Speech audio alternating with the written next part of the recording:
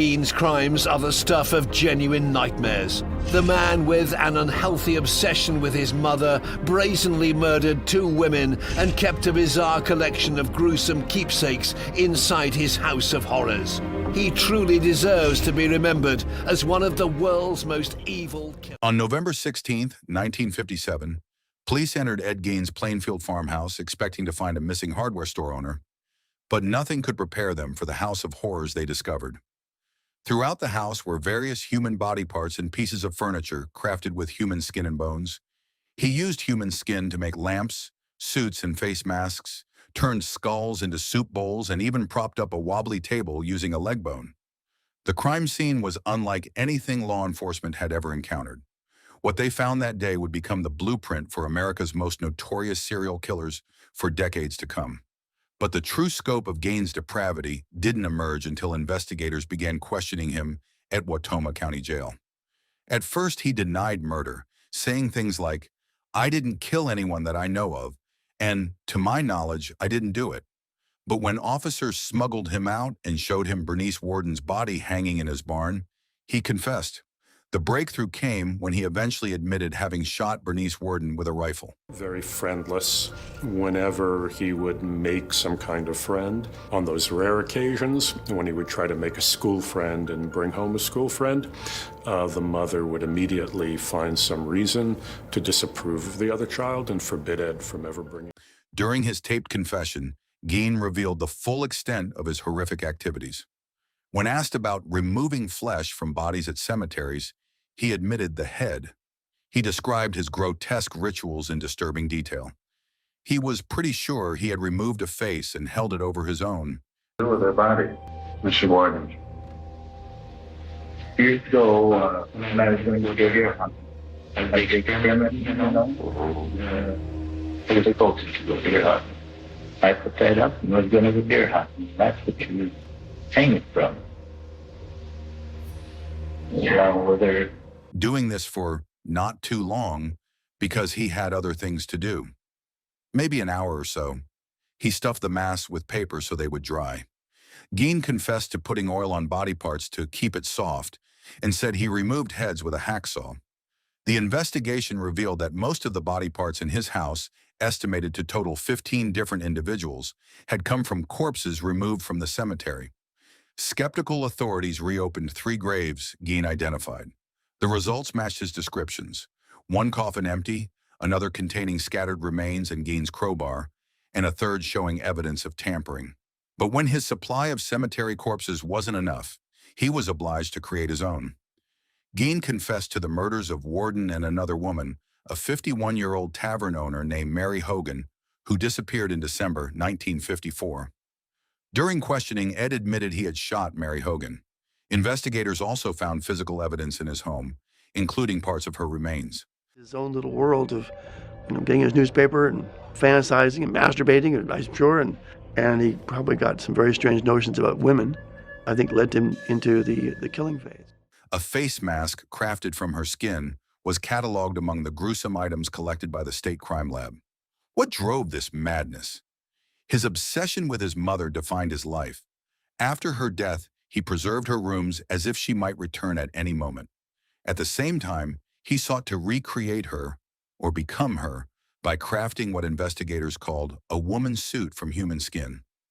Gein calmly confessed to killing Hogan and Worden, but insisted he remembers little. He also admitted to grave robbing night trips, guided by what he called voices of mother. The legal proceedings moved slowly. On November 21, 1957, Gein was arraigned on 1 count of first-degree murder in Waushara County Court, where he pleaded not guilty by reason of insanity. He was diagnosed with schizophrenia and found mentally incompetent, thus unfit for trial.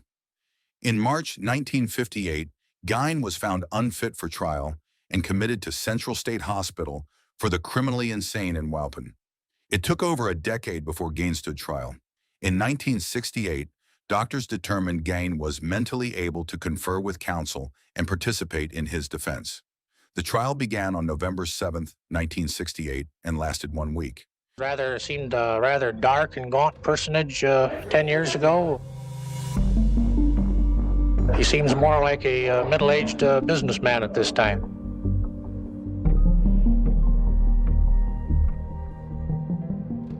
He was found guilty of the murder of Warden, but was found legally insane and thus was remanded to a psychiatric institution. In 1978, Gein was transferred to the Mendota Mental Health Institute, where he would remain until his death in 1984. Gein died at age 77 of respiratory failure while at the institute, but Ed Gein's death didn't end his influence. The methods he pioneered, the post-mortem mutilation, the collection of human trophies, the transformation of body parts into household objects, would become a template that America's most notorious killers would follow for decades to come. Given what Gein admitted about wearing face masks made from human skin for maybe an hour or so, would you have the stomach to investigate his farmhouse if you were a detective in 1957? Drop your answer in the comments below. What these investigators found next would inspire copycat killers for generations. Decades after Gein's death, his methods had spread like a virus through America's criminal underground. By 1984, when Gein died of respiratory failure at age 77, a new generation of killers had already begun copying his horrific blueprint, and they were escalating far beyond what even Gein had imagined. Ed Kemper, the towering 6'9" giant known as the Co-Ed Killer, would become perhaps the most chilling example of Gein's influence. Like Gein, Kemper's killing spree was fueled by a toxic obsession with his mother. Kemper murdered 8 people between May 1972. Well, the man is a nice man, just like anybody else. The only difference I'd say in the man, he seems to be a little hot. In April 1973, including 7 women and a 15-year-old girl, earning him the nickname the Co-Ed Killer for targeting hitchhiking college students. Kemper's crimes involved the same post-mortem mutilation and decapitation that had shocked investigators at Gein's farmhouse. But he had started even younger. At age 15, he shot and killed both his paternal grandparents. Most disturbingly, he followed Gein's pattern of keeping trophies and desecrating his mother's corpse after murdering her in 1973. As of 2024, Kemper has been denied parole 14 times total and remains incarcerated in California, with his next parole hearing scheduled for 2031. Parts of the people home with him. He took the skin of women particularly. He decorated furniture with it. He made many other items.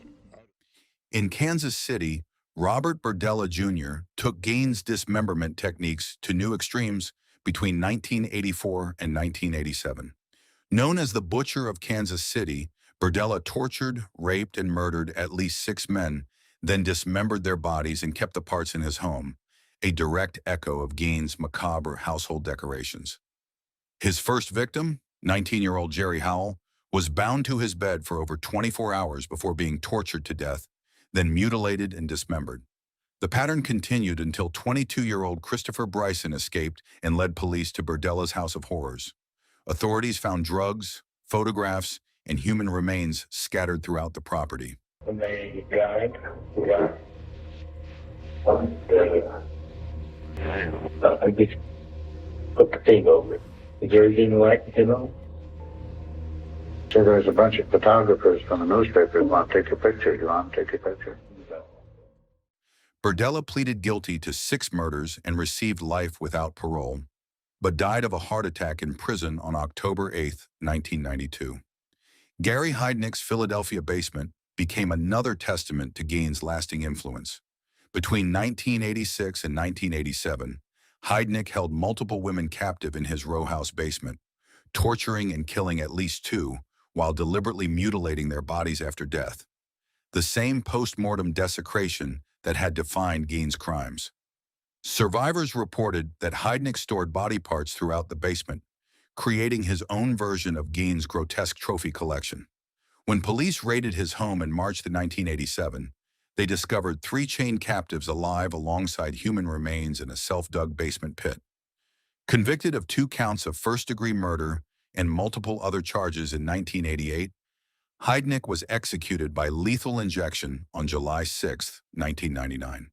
But perhaps no killer embodied Gein's legacy more completely than Jeffrey Dahmer, the Milwaukee cannibal who murdered 17 men and boys between 1978 and 1991. When police discovered Dahmer's Milwaukee apartment in 1991, they found the same horrific scene that had shocked investigators at Gein's property 34 years earlier. Human body parts transformed into household items and macabre decorations. Dahmer was convicted of 15 counts of murder in 1992 and sentenced to 15 consecutive life terms, but his imprisonment lasted only 2 years. On November 28, 1994, he was beaten to death by another inmate at Columbia Correctional Institution. The pattern was undeniable. Each killer had adopted Gein's core methods: the post-mortem mutilation, the collection of human trophies, the transformation of body parts into objects, while escalating the violence to unprecedented levels. Where Gein had killed 2 women, his disciples murdered dozens. Where he had robbed graves, they created their own supply of victims. Gein's death in 1984 had ended his crimes, but his influence would continue to haunt America for decades to come, inspiring a generation of killers who turned his farmhouse of horrors into their own twisted blueprint for murder. Subscribe if you want more like this, and watch this one next. It goes even deeper.